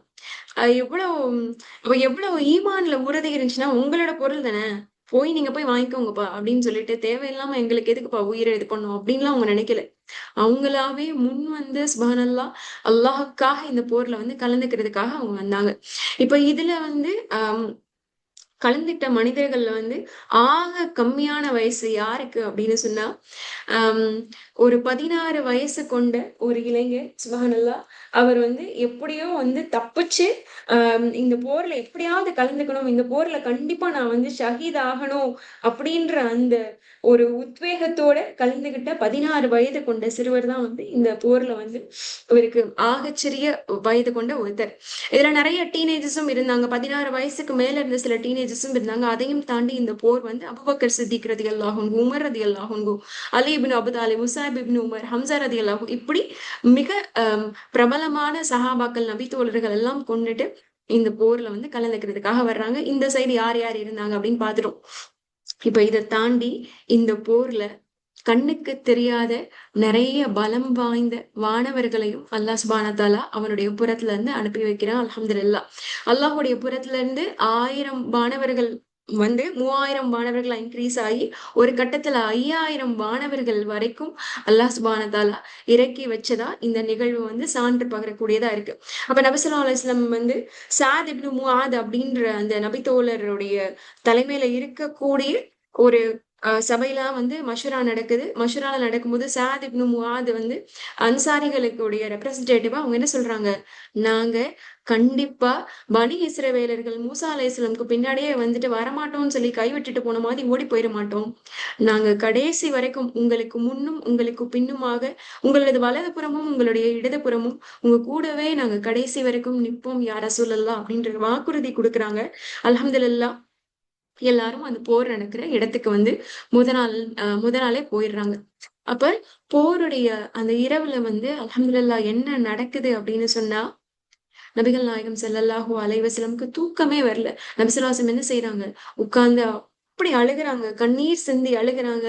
கையேந்தி இருக்காங்க. கையேந்தும்போது கையேந்தி துவா எவ்வளவு நேரம் கையேந்தி இருந்தாங்கன்னே தெரியாத அளவுக்கு கையேந்தும் போது, அவங்க தோள்ல போட்டிருந்த அந்த துண்டு அந்த அவங்களுடைய உடல விட்டு கீழ நழுவி விழுகிறது கூட தெரியாத அளவுக்கு அவங்க அவ்வளவு மணி நேரம் வந்து துவா செய்றாங்க. என்னுடைய இறைவனே, இந்த மனிதர்கள் மரணிச்சுட்டாங்க அப்படின்னு சொன்னா, பூமியில உன்ன வணங்குறதுக்கு யாருமே இருக்க மாட்டாங்களே அப்படின்றது தான் நபி ஸல்லல்லாஹு அலைஹி வஸல்லமுடைய கண்ணீருக்கான அந்த ஸ்டேட்மெண்ட்டா இருந்துச்சு. அப்ப அப்புறம் அப்புறம் என்ன செய்றாங்க அப்படின்னு சொன்னா, நபிகள் நாயகம் ஸல்லல்லாஹு அலைஹி வஸல்லம் இவ்வளவு துவா செய்றாங்க. இதையும் தாண்டி இந்த பக்கம் அல்லாஹ் சுப்ஹானஹு வ தஆலா என்ன செய்றான் அப்படின்னு சொன்னா, ரொம்ப அழகா ஸ்டெப் பை ஸ்டெப்பா அல்லாஹ்வுடைய அந்த உதவி வந்து சேருது. அல்லாஹ் என்ன செய்றான் அப்படின்னா, மழையை இறக்குறான். அந்த மொத நாள் நைட்டு வந்து மழைய இறக்குறான். மழைய இறக்கி முஸ்லிம்கள் இருக்கக்கூடிய பகுதியில வந்து ரொம்ப அந்த கிளைமேட்ட வந்து மிதமான, அமைதியான கிளைமேட்டா மாத்திர்றான். இதே மழை அந்த எதிரிகளுடைய புறத்துல அவங்க இருக்கக்கூடிய மணல் நிரம்பிய அந்த தளத்த இன்னும் கொஞ்சம் மணலாயிருது. அவங்க கிளம்பி நடந்து வர்றதே சிரமமா இருக்கிற மாதிரி ஒரு மழைய வந்து இறக்கிர்றான். ஒரே மழைதான். ஒரே மேகம் தான். ஆனா ஒரு பக்கம் அத வந்து ரொம்ப இதமா ஆறுதல் தரக்கூடியதாவும், ஒரு பக்கம் அத வந்து இடைஞ்சலை ஏற்படுத்தக்கூடியதாகவும் சுப்ஹானல்லாஹ் அல்லாஹ் வந்து மாத்திர்றான். அதுக்கப்புறம் என்ன ஆகுது அப்படின்னு சொன்னா, முஸ்லிம்கள் ஒவ்வொருத்தருக்கும் அல்லாஹ் சுப்ஹானஹு வ தஆலா அந்த இரவுக்கு முந்தின முந்தின இரவு வந்து அப்படியே அமைதியான, நிம்மதியான தூக்கத்த குடுத்துடுறான். அல்ஹம்துலில்லாஹ் இப்படி அமைதியா, நிம்மதியா தூங்கிட்டாங்க அப்படின்னு சொன்னா, அடுத்த நாள் வந்து அவங்க போர்க்களத்துல கலந்துக்கும் போது, எவ்வளவு உத்வேகமா கலந்து கொள்ளக்கூடியவங்களா இருப்பாங்க. அப்படின்ற அந்த அடிப்படையில நிம்மதியான தூக்கம் கிடைச்சிருச்சு முஸ்லிம்களுக்கு. அதே மாதிரி அந்த மழை வந்து அவங்களுக்கு வந்து ஒரு இதமானதா அமைஞ்சிருச்சு. அடுத்த நாள் காலையில இவங்க எல்லாருமே வந்து போருக்கு போய் நிக்கக்கூடிய ஒரு நிலை வந்திருக்கு. அப்ப இவங்க ஏற்கனவே வந்து பேசினது மாதிரியே கிணறுக்கு கிணற வந்து தனக்கு பின்னாடி முஸ்லிம்களுக்கு பின்னாடி கிணறு இருக்கிற மாதிரி ஒரு நிலையில போய் நின்னுக்குறாங்க. ஆஹ் அவங்களுக்கு எதிர்ல வந்து குறைஷியுடைய படை நிக்குது. இப்ப இந்த நேரத்துல முதல்ல என்ன நடக்குது அப்படின்னு சொன்னா, இந்த குறைஷிகள் வந்து தனித்தனியா ஆள் அனுப்ப சொல்றாங்க. எங்க கிட்ட இருக்கக்கூடிய பலமானவர்களை வந்து எதிர்கொள்றதுக்கு உங்ககிட்ட இருக்கக்கூடிய பலமானவர்களை தனித்தனியா அனுப்புங்க அப்படின்னு சொல்றாங்க. உடனே என்ன செய்றாங்க? 3 அன்சாரி தோழர்கள் நம்ம சைட்ல இருந்து போறாங்க. ஆனா குறைஷி வந்து அத ரிஜெக்ட் பண்ணிடுறாங்க. வேணாம், வேணாம். நாங்க இவங்க கூட எல்லாம் சண்டை போட மாட்டோம். நாங்க குறைஷிகளா இருக்கோம் அப்படின்னா, எங்களுக்கு நிகரான குறைஷிகள அனுப்பி பாருங்க. அப்பதான் வந்து நாங்க ஒத்துக்கிறோம் அப்படின்னு சொல்றாங்க. அப்ப இந்த இடத்துல என்ன ஆகுது அப்படின்னு சொன்னா, முதல்ல வந்து ஹம்ஸா ரலியல்லாஹு அன்ஹு, உபைதா இப்னு ஹாரிஸ் ரலியல்லாஹு அன்ஹு, அலி ரலியல்லாஹு 3 பேரும் போறாங்க. அந்த எதிர் திசையில இருந்து யாரு வர்றாங்க அப்படின்னு சொன்னா, ஷைபா வராரு. அதுக்கப்புறம் வந்து உத்பா வராரு. அதுக்கப்புறம் வந்து ஆம், ஷைபா வராரு, உத்பா வராரு, வலீத் வராரு. இந்த 3 பேரும் வர்றாங்க. ஹம்ஸா ரலியல்லாஹு அன்ஹு ஷைபாவ கொன்றாங்க. அலி ரலியல்லாஹு அன்ஹு வலீத கொன்றாங்க. உபைதா ரலியல்லாஹு அன்ஹு வந்து உத்பாவ வந்து கொன்றாங்க. ஆனா வந்து என்ன ஆகுது அப்படின்னு சொன்னா, உத்பாவ கொலை செய்ய முயற்சி செய்றாங்க. ஆனா என்ன ஆகுது அப்படின்னா, அவங்க வந்து ஆழமான காயத்துக்கு வந்து ஆட்படக்கூடியவங்களா இருக்காங்க. இப்படியே வந்து போர் நடக்குது. இதுல இந்த போர் நடக்கக்கூடிய இந்த நேரத்துல வந்து என்ன ஆகுது அப்படின்னு சொன்னா, கண்ணுக்கு தெரியாத யாரோ வந்து பயங்கரமான காயத்தையும், பயங்கரமான பாதிப்பையும் ஏற்படுத்திட்டே இருக்காங்க. புயல் மாதிரி என்னமோ நடக்குது. நெறைய பேருடைய கழுத்துக்கள் சீவப்படுது. நெறைய பேரோட முகத்துல வந்து தழும்புகள் விழுகுது. ஆனா அந்த இடத்துல மனிதர்கள் இல்ல. அப்ப இதெல்லாமே வந்து வானவர்களுடைய உதவி நிரம்பிய ஒரு தலமா இருக்கு அப்படின்றத பத்ர் வந்து சான்று பகரக்கூடியதா தான் இருக்கு. அப்ப அம் பெரிய அந்த காலகட்டத்துடைய ஃபிரௌன் அப்படின்னு சொல்லக்கூடிய அபூஜஹல் அப்படின்ற அந்த பெருமை கொண்ட மனிதனை யார் வந்து கொலை செய்யறாங்க அப்படின்னு சொன்னா 2 இளைஞர்கள் 2 சின்ன சின்ன அன்சாரி சிறுவர்கள் முஆத் முஅவ்வித் அப்படின்னு சொல்லக்கூடிய 2 சின்ன சின்ன அன்சாரி சிறுவர்கள் தான் வந்து கொலை செய்யறாங்க. அப்படி இப்படி நிறைய அற்புதங்கள் நிரம்பக்கூடிய ஒரு தலமா பத்ருடைய தலம் இருக்கு. அப்ப இதோடைய முடிவு எப்படி இருக்கு அப்படின்னு சொன்னா, ஏறத்தாழ முக்கியமான குறைஷிகள்ல முக்கியமான தலைவர்கள் எல்லாம் கொலை செய்யப்படுறாங்க. ஏறத்தாழ 70 குறைஷிகள் வந்து அந்த போர்ல வந்து மரணம் அடைகிறாங்க. 70 குறைஷிகளை வந்து கைதிகளாக நபி ஸல்லல்லாஹு அலைஹி வஸல்லம் வந்து கைப்பற்றி இங்க கூட்டிட்டு வர்றாங்க. நம்ம சைடுல பார்த்தோம் அப்படின்னு சொன்னா 14 முஸ்லிம்கள் வந்து ஷஹீதாக மரணம் அடைகிறாங்க. அல்ஹம்துலில்லாஹ். அந்த ஷஹீதுகளை வந்து அங்கேயே வந்து அந்த பத்ருடைய களத்திலேயே வந்து நபிகள் நாயகம் ஸல்லல்லாஹு அலைஹி வஸல்லம் அவர்கள் வந்து அடக்கம் செய்யக்கூடியவங்களா இருக்காங்க. இந்த சைடு வந்து அல்லாஹ்வுடைய உதவியும் ரொம்ப பலமா இருந்துச்சு. வானவர்களுடைய சப்போர்ட்டும் வந்து ரொம்ப ரொம்ப ஸ்ட்ராங்கா இருந்துச்சு. இது அல்லாஹ் வந்து தன்னோட திருமறையில வந்து நிறைய இடங்கள்ல வந்து சொல்லி சொல்லி காமிக்கிறான். குறிப்பா சொல்லணும் அப்படின்னா சூரத்துல் அன்பால்ல வந்து 9வது வசனத்துல வந்து அல்லாஹ் சொல்லி காமிக்கிறான். உங்களுடைய இறைவன் உங்களுக்கு எப்படி வந்து பதிலளிச்சான், எப்படி வந்து உங்களுக்கு உதவி செஞ்சான் அப்படின்றத நீங்க நினைவு கூர்ந்து பாருங்கள். உங்களுடைய பலத்தை அவன் 1000 வானவர்களை கொண்டு ஒருவருக்கு பின் ஒருவராக அனுப்பி உங்களை பலப்படுத்தினான், உங்களுக்கு வெற்றி கொடுத்தான் அப்படின்னு ஒரு இடத்துல சொல்றான். இன்னொரு இடத்துல ஆல இம்ரான்ல சொல்லும் போது, முதல்ல 3000 மாணவர்கள் அனுப்பிச்சேன், அப்புறம் 5000 மாணவர்கள் அனுப்பிச்சேன். உங்களோட இந்த 313 பேரை அந்த குறைஷிகளுடைய கண்ணுல அதிகமானவங்களா காமிச்சேன். அந்த குறைஷிகளுடைய 1000 பேர் கொண்ட படைய உங்களுடைய கண்கள்ல கம்மியா காமிச்சேன் அப்படின்னு சொல்லி சுபஹான் அல்லாஹ். அல்லாஹ் அவ்வளவு அற்புதங்களை நிகழ்த்திய ஒரு மகா உன்னதமான ஒரு நிகழ்வாதான் அந்த பத்ருடைய நிகழ்வு இருந்துச்சு. அல்ஹம்துலில்லாஹ். அப்ப அன்பான சகோதரிகளா, இப்ப இப்ப இதெல்லாம் தாண்டி அந்த 70 பேரையும் அங்க இருந்த ஒரு பாலடைஞ்ச கிணறுல தான் குறைஷிகள் 70 பேரையும் நபி ஸல்லல்லாஹு அலைஹி வஸல்லம் தூக்கி போடக்கூடியவங்களா இருக்காங்க. போடும்போது ஒவ்வொருத்தர் பேரையா சொல்லி சொல்லி, உத்பாவே, ஷைபாவே, நீ அல்லாஹ்வுக்கு கட்டுப்பட்டிருந்தனா உனக்கு இந்த நிலைமை இன்னைக்கு ஏற்பட்டிருக்காதேன்னு ஒவ்வொருத்தரா சொல்லும் போது இங்க எல்லாருமே முஸ்லிம்கள் எல்லாம் கேட்டாங்க, யார சொல்லலாம், நீங்க சொல்றது நான் உங்களுக்கு கேட்கவா போகுது அப்படின்னு சொல்லி. அப்ப நபி ஸல்லல்லாஹு அலைஹி வஸல்லம் சொன்னாங்க, உங்களை விட அதிகமாக நான் சொல்லுவதை செவியேற்கக்கூடிய நிலையில தான் அந்த மரணிச்ச மனிதர்கள் இருக்காங்க அப்படின்னு சொல்லி. அல்ஹம்துலில்லாஹ். அப்ப இவ்வளவு நிகழ்வுக்கு அப்புறமும் கூட்டிட்டு போறாங்கல்ல, 70 கைதிகளா புடிச்சிட்டு போறாங்கல்ல, அந்த 70 கைதிகள் கிட்டயும் நபி ஸல்லல்லாஹு அலைஹி வஸல்லம் ரொம்ப ரொம்ப மனிதாபிமானத்தோட, ரொம்ப கைண்ட்னஸோட, ரொம்ப இரக்க குணத்தோட தான் நடந்துக்கிறாங்க. என்ன செய்யறாங்க அப்படின்னு சொன்னா, அவங்களுக்கு தினமும் சாப்பாடு, வாழ்வதற்கு தேவையான வசதிகள் எல்லாம் ஏற்படுத்தி தர்றாங்க.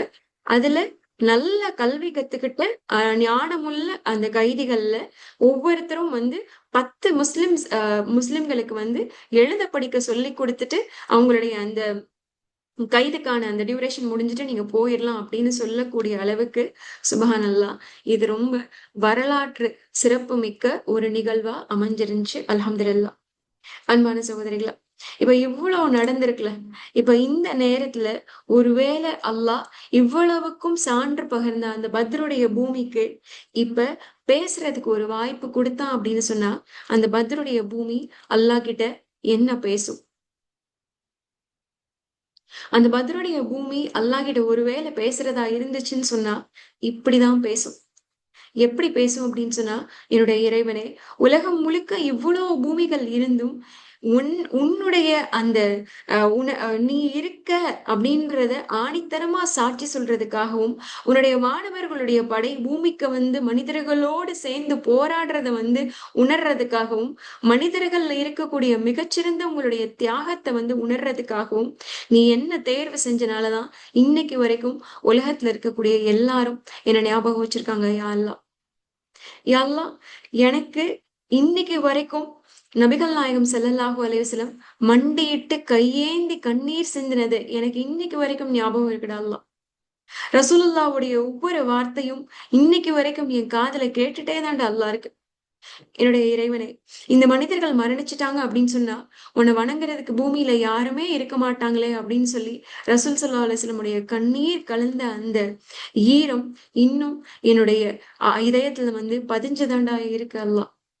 என்னுடைய இறைவனே, அந்த நாள் இரவு நீ அனுப்பிச்ச மலைய நான் இன்னும் மறக்கவே இல்லடா அல்லாஹ். ஒரே ஒரு மலைதான், ஒரே ஒரு பெரிய மேகத்துல இருந்து வந்த அந்த மலைதான். ஆனா அந்த மலை ஒரு சாராருக்கு இதமான குளிர்ச்சியாகவும், ஒரு சாராருக்கு இடைஞ்சல் தரக்கூடிய சிரமமாகவும் மாறினத நான் இன்னும் மறக்கலடா அல்லாஹ். என்னுடைய இறைவனே, நீ எப்படி 1000 மாணவர்கள்ல இருந்து 3000 மாணவர்கள்ல இருந்து கடைசியில 5000 மாணவர்கள் வரைக்கும் ஒவ்வொருத்தரா படிப்படியா இந்த பூமிக்கு அனுப்பிச்சு அந்த மோசமான குறைஷி படைய எதிர்க்கக்கூடிய பலத்தை இந்த முஸ்லிம்களுக்கு வானவர்களை கொண்டு நீ பலப்படுத்தினல, இது சராசரியா சாமானிய பூமியில நடக்கக்கூடிய ஒரு விஷயம் இல்லைல்ல. அது ஃபுல்லாத்தையும் நான் பார்த்துட்டே இருந்தேன் அல்லாஹ். இன்னைக்கு வரைக்கும் ஜபல் அல் மலாயிக்காவ தாங்கி நிற்கக்கூடிய மிக பெருமை வாய்ந்த நிலமா நான் இருக்கேன்டா அல்லாஹ். என்னுடைய இறைவனை, சின்ன 16 வயசு உமைரா இருக்கட்டும், இல்ல அப்படின்னு சொன்னா அந்த போர்ல மரணிச்ச ஹாரிதாவா இருக்கட்டும், உபைதாவா ரதியல்லாஹு இருக்கட்டும், அதுக்கப்புறம் சஃப்ரா அப்படின்ற அந்த பெண்ணுடைய 2 மகன்களா இருக்கட்டும், எல்லாருமே இளைஞர்கள் அல்லாஹ். அந்த ஒவ்வொரு இளைஞர்களும் உன்னுடைய பாதையில உனக்காக ரத்தம் சிந்தினாங்கல்ல, அந்த ரத்தம் எல்லாம் இன்னும் என்னுடைய இதயத்துல ஈரமாவே இருக்குடா அல்லாஹ். சுபஹானல்லாஹ். அந்த சின்ன வயசுல பெரிய ஆசை எதுவும் இல்லாம அல்லாவுக்காக ஷஹீதா மரணிக்கணும் அப்படின்ற ஆசையோட வந்தாங்களே, அவங்க இன்னும் உன்னை சுத்தி உயிரோட இருக்காங்களே, அந்த மனிதர்கள் எல்லாம் இன்னும் அவங்களுடைய முகங்கள் எல்லாம் நான் மறக்கவே இல்லடா அல்லாஹ். அல்லாவே, இன்னும் நீ எப்படிப்பட்ட அழகான வெற்றியை முஸ்லிம்களுக்கு ஏற்படுத்தி கொடுத்த. உலகத்துல எவ்வளவு பெரிய அறிவாளிய கூப்பிட்டு, இங்க பாரு, ஒரு படையில 313 பேர் இருக்காங்க, இன்னொரு படையில 1000த்துக்கும் மேற்பட்டவங்க இருக்காங்க.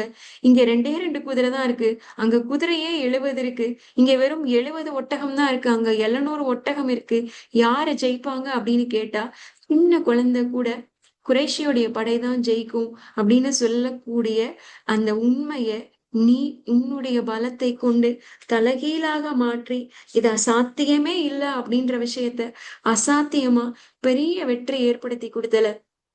என்னால இன்னும் ரமதானுடைய அந்த 17வது நாளை மறக்கவே முடியலடா அல்லாஹ்.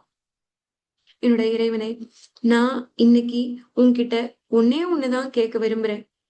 என்ன அப்படின்னு சொன்னா, என்னைய பெருமைப்படுத்து. என்கிட்ட இருக்கக்கூடிய இந்த வரலாற்று தலங்களை வச்சு மக்காவுக்கும் மதினாவுக்கும் எத்தனை பேர் போறாங்களோ அதே மாதிரி எல்லாரும் என்னையும் பார்த்துட்டு போகணும் அப்படின்றதெல்லாம் நான் கேட்க போறது இல்லடா அல்லா. நான் உன்கிட்ட ஒன்னே ஒண்ணுதான் கேட்க போறேன். என்ன அப்படின்னு சொன்னா, பத்ருடைய களத்துல எப்படி அசாத்தியமான விஷயத்த நீ சாத்தியமாக்குனியோ அதே மாதிரி இன்னைக்கு வரைக்கும் உலகத்துல உன்னை மட்டுமே நம்பி இருக்கக்கூடிய ஒவ்வொரு முஸ்லிமுக்கும், ஒவ்வொரு இறை நம்பிக்கையாளருக்கும் அவங்களுடைய வாழ்க்கையிலையும் அசாத்தியமான விஷயங்கள், இது எனக்கு நடக்கவே நடக்காது, அவ்வளவுதான், நான் தோத்துட்டேன் அப்படின்னு சொல்லி உடைஞ்சு போயிருக்கக்கூடிய ஒவ்வொருடைய மனிதருடைய உள்ளத்திலையும் அசாத்தியமான அந்த விஷயத்துக்கு பத்ருடைய வெற்றி மாதிரி சாத்தியமான ஒரு வெற்றியை நீ ஏற்படுத்தி கொடு என்னுடைய இறைவனை. என்னுடைய இறைவனை, பத்ருடைய இந்த மெசேஜ் சாதாரண ஒரு நிகழ்வு இல்ல. இது மண்ணாலும் இரத்தத்தாலும் மாணவர்களுடைய ரெக்கைகளாலும் எழுதப்பட்ட ஒரு மிகச்சிறந்த வெற்றி. இதே மாதிரி ஒரு வெற்றிய நீ இன்னைக்கு பத்ருடைய களத்துல இருந்த மனிதர்கள் எல்லாம் உன் மேல எவ்வளவு நம்பிக்கை வச்சிருந்தாங்களோ அதே மாதிரி உன் மேல நம்பிக்கை வச்சிருக்கக்கூடிய ஒவ்வொரு ஆன்மாவுக்கும் இப்படிப்பட்ட ஒரு அழகான வெற்றியை ஏற்படுத்தி கொடு என்னுடைய இறைவனை. என்னுடைய இறைவனை, நான் சாதாரண மண்ணுதான், நான் சாதாரண பள்ளத்தாக்கு தான், 2 3 கிணறு இருக்கக்கூடிய ஒரு இடம்தான். ஆனாலும் என்னை உலகம் மறக்காத ஒரு தலமாக நீ மாற்றி அமைச்சதுக்கு உனக்கு கோடான கோடி நன்றி இறைவனை. என்னுடைய இறைவனை, நீ எப்படி உன்னுடைய கருணை பார்வையால என்ன மகத்துவமான ஒரு தலமா மாத்தினியோ அதே மாதிரி உன்னுடைய கருணை பார்வையால உன்னை நம்பி இருக்கக்கூடிய ஒவ்வொரு மனிதருடைய வாழ்க்கையும் கண்ணியம் மிகுந்த வாழ்க்கையா மாத்து அப்படின்றத மட்டும் கேட்டுட்டு என்னுடைய இந்த ஆஹ் உரையாடலை நான் முடிச்சுக்கிறேன்டா அல்லாஹ் அப்படின்றதுதான். ஒருவேளை பத்ருடைய அந்த நிலத்துக்கு அல்லாஹ் பேசுறதுக்கான வாய்ப்பு கொடுத்தான் அப்படின்னு சொன்னா பத்ரு இததான் சகோதரிகள் அல்லாஹ் கிட்ட பேசக்கூடியதா இருக்கும். சுபஹான் அல்லாஹ். அன்பான சகோதரிகளா, இந்த பத்ருடைய நிகழ்வு நிறைய எண்ணற்ற படிப்பினைகளை கொடுத்தா கூட, ஆனா ஒரு 5 படிப்பினையை மட்டும் நம்ம வாழ்க்கையில எடுத்துட்டோம் அப்படின்னு சொன்னா, பத்ருடைய களத்துல எப்படி அல்லாஹ்வே நேரடியா எப்படி தன்னுடைய வானவர்களுடைய படையையும் களத்துல இறக்கி அசாத்தியமானது அப்படின்றத ரொம்ப சாத்தியமாக்குனானோ அதே மாதிரி நம்முடைய வாழ்க்கையில இருக்கக்கூடிய பத்ரு மாதிரி போர்க்களங்கள் நிறைந்த போராட்டங்கள் நடக்கும் போது நமக்கும் நம்மளுடைய இறைவன் அசாத்தியமான வெற்றியை ஏற்படுத்தி கொடுப்பான். எப்ப அப்படின்னு சொன்னா, 5 விஷயங்களை கவனத்துல எடுத்துக்கும் போது, முதல் விஷயம் என்ன அப்படின்னு சொன்னா, எந்த ஒரு நிகழ்வாக இருந்தாலும் சரி, இல்ல எந்த ஒரு போராட்டமாக இருந்தாலும் சரி, பயந்து ஓடி ஒளியாம என் ரப்பு என் கூடவே இருக்கா அப்படின்ற அந்த நிலையில அந்த போர் நடக்கிற இடத்துக்கு, இல்ல அப்படின்னா அந்த பிரச்சனைக்கான களத்துக்கு, அந்த பிரச்சனையின் போது நம்ம இறைவனுடைய துணையோட அந்த பிரச்சனையோட இடத்துல போய் தைரியமாக நிற்கக்கூடிய மனிதர்களாக மாறும் போது, பத்ருல எப்படி 313 பேர் 1000 படைகளை வெற்றி கொண்டாங்களோ அதே மாதிரி நம்மளுடைய வெற்றியும் இறைவன் நிர்ணயிப்பான். 2வது விஷயம் என்ன அப்படின்னு சொன்னா, தொழுகையும் ஒரு விஷயத்துக்கான தயாரிப்பும் தனித்தனியானது இல்ல, ரெண்டுமே இணைந்ததுதான், ரெண்டுமே ஒன்றுபட்டதுதான். நபிசல்லாசன் வந்து தொழுதுட்டு மட்டும் ஒரே இடத்துல உட்காந்துட்டு நீங்க போய் சண்டை போட்டுட்டு வாங்கப்பா அப்படின்னு சொல்லல. நபிசல்லாஹு அலைவசலம் போருக்கான எல்லா ஏற்பாடுகளையும் செஞ்சுட்டு எல்லா முயற்சியும் தன்னுடைய புறத்துல செஞ்சுட்டு அதோடு சேர்ந்துதான் அல்லாஹுடைய உதவியை கேட்கக்கூடியவங்களாக இருந்தாங்க. அப்படி ஒரு மனிதன் தனக்கான எல்லா முயற்சியும் செஞ்சுட்டு தனக்கான உதவியை இறைவன் கிட்ட கையேந்தி கேட்கும் போது நிச்சயமாக அவர் வெற்றி பெறக்கூடியவரா இருப்பார். மூணாவது படிப்பினை என்ன அப்படின்னு சொன்னா, நம்ம வாழ்க்கையில இதுதான் கடினமான சோதனை, இனிமே நம்ம வாழ்றதுக்கு வழியே இல்லை அப்படின்ற மாதிரி ஒரு பிரச்சனை வருது, ஒரு கடினமான நெருக்கடி வருது அப்படின்னு சொன்னா, நம்ம எல்லாரும் விளங்கி கொள்ள வேண்டியது ஒன்னே ஒண்ணுதான். இப்படி இதுதான் கடைசி அப்படின்னு நினைக்கிற நேரத்துலதான் அல்லாஹ் நமக்கான அழகான திருப்பு முனையை ஏற்படுத்தி வச்சிருப்பான் அப்படின்றதான் பத்ர நமக்கு தரக்கூடிய மூன்றாவது படிப்பினை. நாலாவது படிப்பினை என்ன அப்படின்னு சொன்னா, நம்ம ரொம்ப பலவீனமானவங்களா இருந்தா கூட ரப்ப மட்டும் புடிச்சிட்டோம் அப்படின்னு சொன்னா உலகத்திலேயே பலமானவராக நம்மை மாற்றுவது இறைவனுடைய பொறுப்பு. அதை பத்தி நம்ம கவலைப்பட வேண்டிய அவசியமே இல்லை அப்படின்றதுதான் பத்ரு நமக்காக தரக்கூடிய கடைசி படிப்பினை. அல்ஹம்துலில்லாஹ். அன்பான சகோதரிகளா, இந்த பத்ர போரோ இல்ல பத்ருடைய களமோ நமக்கு வந்து புதுசு இல்லை. நம்ம எல்லாருமே வந்து இத வந்து நிறைய இடங்கள்ல இதை விட ரொம்ப அழகா நிறைய பேர் வந்து சொல்ல வந்து நீங்க கேட்டிருப்பீங்க. ஆனா இன்னைக்கு பேசும் கற்கள் அப்படின்ற இந்த அடிப்படையில பத்ருடைய இந்த நிகழ்வும் பத்ருடைய இந்த சம்பவங்களும் கண்டிப்பா ஏதாவது ஒரே ஒரு சின்ன விஷயத்தையாவது நம்ம மனசுல வந்து உத்வேகமா ஏற்படுத்தி இருக்கோம் அப்படின்ற நம்பிக்கை எனக்கு இருக்கு. அன்பான சகோதரிகளா, பேசும் கற்கள் அப்படின்ற இந்த தலைப்புல 3 வரலாற்று சிறப்பு மிக்க தலங்கள் நம்ம கிட்ட மட்டுமல்ல, அதுக்கு வாய்ப்பு கிடைச்சா நம்மளுடைய இறைவன் கிட்டையும் என்ன பேசும் அப்படின்ற அந்த அடிப்படைகள் எல்லாம் பார்த்தோம். இப்ப இந்த 3 தலங்கள்ல இருந்து நமக்கு கிடைச்ச படிப்பினைகளை கடைசியா ஒரு சின்ன பிரார்த்தனையா மாத்தி சொல்றதோட இந்த அமர்வை நான் நிறைவு செஞ்சுக்கலாம் அப்படின்னு நான் நினைக்கிறேன். இப்ப எனக்கு பின்னாடி நீங்க ஆமீன்லாம் சொல்ல வேண்டாம். நான் சொல்ற அந்த பிரார்த்தனையை நீங்க செவியேறுங்க. இது உங்களுக்குமான பிரார்த்தனை தான். முடிஞ்சா நீங்க பின்னாடியே வந்து சொல்லக்கூடியவங்களாவும் இருக்கலாம் இன்ஷா அல்லாஹ். சரியா? சரி. அப்ப முதல்ல வந்து காபாவில பார்த்தோம். காபாவில இருந்து நமக்கு கிடைச்ச படிப்பினையுடைய அடிப்படையில நம்ம இறைவன் கிட்ட 2-3 பிரார்த்தனைகள் செய்ய போறோம். என்ன பிரார்த்தனை அப்படின்னு சொன்னா, எங்களுடைய இறைவனே, காபால இருந்து எங்களுக்கு என்ன படிப்பினை கிடைச்சிச்சு அப்படின்னு சொன்னா, நாங்க என்னதான் உன்னை விட்டு திசை மாறி போனாலும், இல்ல என்னதான் நாங்க உன்னை விட்டு தூரமா போனாலும், நாங்க திரும்பி வந்து சேர வேண்டியது நீ மட்டும்தான். எப்படி வந்து உலகத்துல எந்த பகுதிக்கு போனாலும் தொழுகைக்கான திசை காபா மட்டும்தான் அப்படின்ற அந்த படிப்பினை அது அவ்வளவு உறுதியா கொடுத்துச்சோ, அதே மாதிரி எந்த நிலையில நாங்க உன்னை விட்டு தூரமா போனாலும் நாங்க திரும்பி வர வேண்டியது நீ மட்டும்தான் அப்படின்ற அந்த உணர்தலை எங்களுடைய இதயத்துல ஏற்படுத்தி கூட எங்களுடைய இறைவனே, எங்களுடைய இறைவனே, காபா எப்படி எல்லா பிரஷர்லையும் எல்லா போர்களையும் எல்லா போராட்டங்கள்லையும் உறுதியா நிக்குதோ, அதே மாதிரி எங்களை சுத்தி எவ்வளவு கடினமான போராட்டங்களும் கடினமான நேரங்களும் வந்தா கூட நாங்களும் மன உறுதியோடு உனக்காக உன்னை நோக்கி நிற்கக்கூடியவர்களாக எங்களை மாற்றி அருள்வாய் எங்கள் இறைவனே, எங்களுடைய இறைவனே. காபா அப்படின்ற அந்த ஒரு திசை எப்படி இந்த மொத்த உம்மத்துக்குமான வழிகாட்டியா இருக்கோ, அதே மாதிரி எங்களையும் பிற மனிதர்களுக்கான இறை நம்பிக்கையாளர்களுக்கான வழிகாட்டியாக மாற்றி அருள்வாய் எங்கள் இறைவனை, எங்களுடைய இறைவனை. நாங்கள் உயிரோடு இருக்கும் காலம் வரை எப்படி தொழுகைக்காக காபாவை முன்னோக்குகிறோமோ, அதே மாதிரி நாங்க உயிரோட வாழ்ற காலம் வரைக்கும் எங்களுடைய முகங்கள் எப்போதும் உன்னை நோக்கி மட்டுமே திரும்பி இருக்கட்டும் எங்கள் ரப்பே, எங்கள் ரப்பே. நாங்கள் வாழும் காலமெல்லாம் காபாவை நோக்குவது போல உன்னை மட்டுமே நோக்கியவர்களாகவும், நாங்கள் இந்த பூமியை விட்டு விடை பெற்று போகும் போதும் நாங்கள் கடைசியாக சந்திக்கும் திசை காபாவாகவும், கடைசியாக அழைக்கும் இறைவன் நீயாகவும் இருக்க வேண்டும் என்று உன்னிடம் பிரார்த்தனை செய்கின்றோம் எங்கள் இறைவனே, எங்கள் இறைவனே. கடைசி திசையாக காபாவின் திசையையும் கடைசி வார்த்தையாக அல்லாஹ்வாகிய உன்னுடைய வார்த்தையும் கொண்டு லா இலாஹா இல்லல்லாஹ் அப்படின்ற வாழ்க்கையை வாழ்வதோடு லா இலாஹா இல்லல்லாஹ் அப்படின்ற மரணத்தையும் எங்களுக்கு ஏற்படுத்தி தருவாய் என்று உன்னிடம் யாசகம் கேட்கின்றோம் எங்கள் இறைவா, எங்கள் இறைவனே. ரூமா அப்படின்ற அந்த கிணற்றை பற்றிய அழகான பாடங்களையும் அழகான வரலாறுகளையும் உஸ்மான் ரதியல்லாஹு அன்ஹுவுடைய அந்த களங்கமே இல்லாத தியாகம் இன்னைக்கு வரைக்கும் அவங்களுக்கு எவ்வளவு நன்மையும் வாரி வழங்கிக்கிட்டு இருக்கு அப்படின்ற அந்த பெரிய பிரம்மாண்டமான இதயத்துக்கு சொந்தமான ஒரு வரலாற்று சிறப்பை எங்களுக்கு நீ கத்து கொடுத்தேங்க ரப்பே.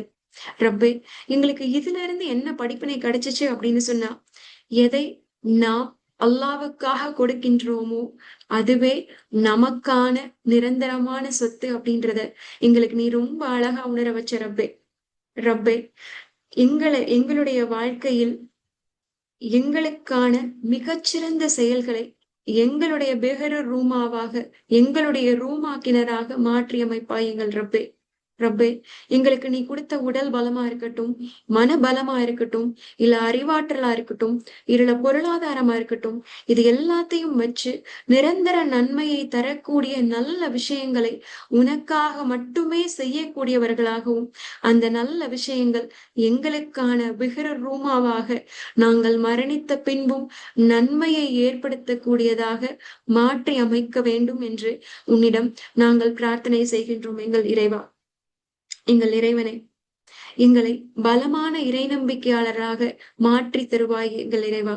அது எங்களுக்காக மட்டுமல்லாமல் எங்களோடு வாழ்க்கையில் சக தோழர்களாக சக தோழிகளாக பயணிக்கக்கூடிய சகோதர சகோதரிகளையும் பலப்படுத்தக்கூடிய ஒரு சமூகமாக எங்களை நீ ஆக்கி அருள்வாய் எங்கள் இறைவனை. எங்கள் இறைவனை, இன்று பதருடைய களத்தை பத்தின படிப்பினைய பேசும் கற்கள்ல கடைசியா நாங்க பார்த்தோம் ரப்பே. ரப்பே, இது நினைச்சு பார்க்கவே பிரம்மாண்டமா இருக்கு. இது இன்னும் உமேல நம்பிக்கை இல்லாத மனிதர்கள்ட்ட இதை நாங்க போய் சொன்னோம் அப்படின்னா, ஆமா, வானத்துல இருந்து 5000 வானவர்கள் வர்றாங்களாம், அவங்க உங்களோட நின்னு போர் புரியுறாங்களாம், இதெல்லாம் நம்பவா சொல்றீங்க? அது மாதிரி எதிர்த்தாப்புல இருக்கிற இவ்வளவு படையை நீங்க 313 பேர் ஜெயிச்சிங்களாம், இதெல்லாம் நம்பவா சொல்றீங்க அப்படின்னு சொல்லி நம்பிக்கை கொள்ள முடியாத, நம்பவே முடியாத ஒரு அசாதாரணமான விஷயம் நிஜமாவே பூமியில நடந்திருக்கு. அது உன்னுடைய சத்திய வேதமான அல் குரான்ல பதிவு செஞ்சிருக்கு. சுபஹானல்லாஹ். ரப்பே, எங்களுடைய வாழ்க்கையில நாங்களும் நிறைய பத்ருடைய களங்களை பார்த்துக்கிட்டே இருக்கோம்டா அல்லாஹ். சிலருக்கு அடிப்படை பொருளாதாரத்தை ஈட்டுறதுல கூட சிரமம் இருக்குடா. சிலருக்கு அன்றாடம் சாப்பாட்டுக்கு கூட கஷ்டப்படுற எத்தனையோ பேருக்கு அன்றாட ஒவ்வொரு பொழுதும் விடிகிறதே ஒரு பத்ருடைய களம் மாதிரி இருக்குடா. இன்னும் சிலருக்கு வாழ்க்கை துணையோட மன போராட்டமும் மன சஞ்சலங்களும் இருக்குடா. ஏண்டா இவர் கூட வாழ்றோம், நமக்கே அல்லாஹ் இப்படி ஒரு துணையை ஏற்படுத்தி கொடுத்தான் அப்படின்னு சொல்லி உன்னுடைய கதிர கேள்வி கேட்கிற அளவுக்கு நிறைய மனபாரங்களோடு வாழக்கூடிய எத்தனையோ சகோதரிகளுக்கு ஒவ்வொரு பொழுதும் பெரிய பத்ருடைய களமா இருக்குடா ரப்பே. ரப்பே, நிறைய பேருக்கு பிள்ளைகள் இல்லாம இருக்குடா. பிள்ளைகளுக்காக உன்னிடம் கையேந்தி நம்பிக்கையோட பிரார்த்தனை அவங்க செஞ்சா கூட அவங்கள சுத்தி இருக்கக்கூடிய மனிதர்களுடைய வசைப்பாடக்கூடிய சொற்கள் அவங்களுடைய இதயத்தை காயப்படுத்தக்கூடியதா இருக்குடா. கல்யாணம் இத்தனை வருஷம் ஆச்சு, இன்னும் உனக்கு குழந்தை இல்லையா? உனக்கு ஏதோ நோய் இருக்கு போல, இல்ல அப்படின்னு சொன்னா உன்னுடைய கணவருக்கு இன்னொரு திருமணம் பண்ணி வச்சிடலாம்ல அப்படின்னு சொல்லிட்டு அந்த பெண்களுடைய இதயத்தை குத்தி கிழிக்கக்கூடிய வார்த்தைகளை சந்திக்கக்கூடிய அந்த சகோதரிகளுக்கு குழந்தை இல்ல அப்படின்ற அந்த ஏக்கத்தை விட குழந்தை இல்ல அப்படின்றத குத்தி காமிக்கக்கூடிய சுத்தி இருக்கக்கூடிய மனிதர்களுடைய அந்த கடுமையான சொற்களை எதிர்கொள்ளக்கூடிய ஒவ்வொரு நாளும் பத்ருடைய களமா இருக்குடா அல்லா. எங்கள் இறைவனை, எங்கள்ல இன்னும் சில சகோதரிகள் இருக்காங்கடா அல்லா, அவங்க கணவன் இல்லாத வாழ்க்கைய வாழ்ந்துட்டு இருக்காங்கடா அல்லா. ஒருவேளை விதவைகளாவோ அல்லது வாழ்க்கையில துணை இல்லாத சகோதரிகளாக வாழும் போது அவங்களுடைய வாழ்க்கையில அநேக போராட்டங்களை சந்திக்கிறாங்கடா அல்லா. அவங்களுடைய குழந்தைகளை வளர்த்தெடுக்கிறதுல அவங்களுக்கு அவ்வளவு போராட்டங்கள் இருக்கு. அதோட சேர்ந்து சமூகத்துல இருக்கக்கூடிய மனிதர்களுடைய பார்வை அவங்களை கொலை செய்யக்கூடியதா இருக்கடா. அப்படிப்பட்ட மனிதர்களுக்கு ஒவ்வொரு நாளும் ஒரு பத்திரகாலமா இருக்கு எங்களுடைய இறைவனை. எங்களுடைய இறைவனை, எங்கள்ல இன்னும் சில சகோதரிகள் இருக்காங்க, அவங்க குடும்பத்துல கடுமையான கடன் பிரச்சனைகளை பாதிக்கப்பட்டு இருக்கக்கூடியவங்களா இருக்காங்கடா. அப்படிப்பட்ட சகோதரிகள் உயிர் வாழ்றது ஒவ்வொரு நாளும் பயம் தரக்கூடியதா இருக்கு. எங்க பெல் சத்தம் கேட்டா அந்த கடன்காரர் தான் கடன் வசூலிக்க வந்துட்டாரோ, அவமானப்படுத்திடுவாரோ அப்படின்ற அச்சத்துல வாழக்கூடிய மனிதர்கள் இருக்காங்க. எங்கள்ல இன்னும் சிலர் இருக்காங்க இறைவனை, திருமண வயது வந்தும் சரியான வாழ்க்கை துணை அமையாத பெண் பிள்ளைகளுக்காக, ஆண் பிள்ளைகளுக்காக துணை தேடக்கூடியவர்களும் எத்தனையோ பேர் இருக்காங்கடா அல்லாஹ். ரப்பே, சொல்றதா இருந்தா போராட்டங்களுடைய எண்ணிக்கையை சொல்லிக்கிட்டே போலாம்டா அல்லாஹ். ஆனாலும் எங்கள்ல இன்னும் சிலர் இருக்காங்கடா அல்லாஹ். அவங்க என்னதான் தொழுதாலும் வணங்கினாலும் உன்னிடம் பிரார்த்தனை செஞ்சா கூட உன்னை விட்டு தூரமாவே இருக்கோமோ, ஒருவேளை நமக்கு அல்லாவுக்கு நம்மள பிடிக்கலையோ, ஒருவேளை ரப்ப நம்ம மேல கோவமா இருக்கானோ அப்படின்னு சொல்லிட்டு நீ எங்க மேல அதிருப்தியா இருக்கியோ அப்படின்ற அந்த வலியும் வேதனையும், ரப்பே உனக்கு பிடிச்சவங்களா நாங்க வாழ்றோமா, உனக்கு பிடிச்சவங்களா எங்களை நீ வாழ வச்சிட மாட்டியா அப்படின்ற ஏக்கத்துல, மன போராட்டத்துல வாழக்கூடிய மனிதர்கள் எத்தனையோ பேர் இருக்காங்கடல்லா. அவங்களுடைய ஏக்கமெல்லாம் ஒன்னே ஒண்ணுதான். ரப்பே, யாரு எங்களுக்கு பிடிக்கலனாலும், யார் எங்களை வெறுத்தாலும் நீ மட்டும் எங்களை வெறுத்துறாத, நீ மட்டும் எங்க மேல கோவப்பட்டுறாத. எப்படி வாழும் போது ஏதோ ஒரு நேரத்துல உன்னுடைய அன்பை உணர முடியுதோ, அது மாதிரி ஒவ்வொரு நாளும் உன்னுடைய அன்பை உணரக்கூடியவங்களாவும், நீ நேசிக்கிற நேரத்துல மரணத்தை கொடுக்கக்கூடியவங்களாவும் எங்களை மாத்திருடா அல்லா அப்படின்னு சொல்லிட்டு கெஞ்சக்கூடிய எத்தனையோ இதயங்கள் இருக்கு. இன்னும் நிறைய இதயங்கள் இருக்குடா அல்லா. நோய்வாய்ப்பட்ட நிலையில நோய்க்கான ஷிஃபாவை தேடக்கூடிய கேன்சர் மாதிரி பெரும் நோய்கள்ல மாட்டினவங்களுடைய நிலையும், இன்னும் நோய்வாய்ப்பட்ட நிலையில தன்னை பாக்குறதுக்காக தன்னுடைய பிள்ளைகளோ தன்னுடைய உறவினர்களோ இல்லாம அனாதைகளாக விடப்பட்ட நிலையிலையும், இன்னும் சிறையில மாட்டி இருக்கக்கூடிய குடும்ப நண்பர்களுக்காக உன்கிட்ட கையேந்தி கேட்கக்கூடிய எத்தனையோ எத்தனையோ போராட்டங்களும் போர்க்களங்களும் எங்களுடைய வாழ்க்கையில இருக்குடா.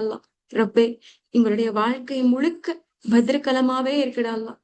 எப்படி உன்னுடைய வானவர்களை கொண்டும் உன்னை கொண்டும் பலப்படுத்தி முஸ்லிம்களுக்கு பத்ரகாலத்துல நீ வெற்றி கொடுத்தியோ, எப்படி ஒரு மலையை இறக்கி மன அமைதியை கொடுத்தியோ, எப்படி கொஞ்சம் மணி நேரம் தூக்கத்தை கொடுத்து ஒரு நிம்மதியும் தைரியத்தையும் கொடுத்தியோ, அது மாதிரி எங்களுடைய வாழ்க்கையிலையும் மலையை கொண்டு மன அமைதியை கொடு.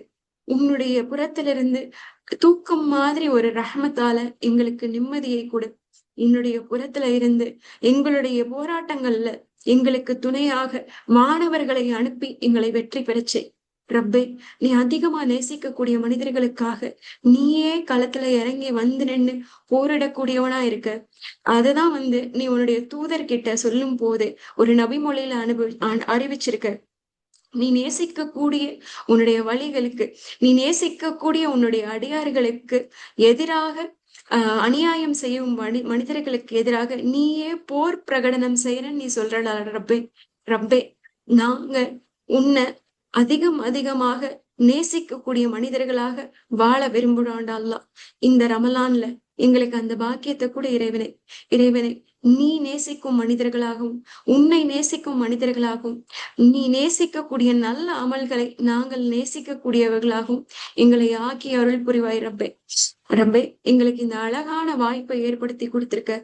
காபா அப்படின்ற அந்த வரலாற்று தலத்தின் மூலமாக எந்த பக்கம் திசை மாறி போனாலும் உன்னின் திசை பக்கம் திரும்பி வரும் பாடத்தையும், பெஹ்ரு ரூமா அப்படின்ற அந்த படிப்பினையின் மூலமாக அல்லாவுக்காக கொடுப்பவர்கள் என்றுமே ஜெயிப்பார்கள் அப்படின்ற அந்த படிப்பினையும், பத்ரு அப்படின்ற அந்த களத்தின் மூலமாக இறைவனுடைய துணையால் எதை வேண்டுமானாலும் சாதிக்கலாம் அப்படின்ற அந்த படிப்பினையும், இந்த 3 தலங்கள் மூலமாக 3 அழகான நிகழ்வு கொடுத்திருக்க.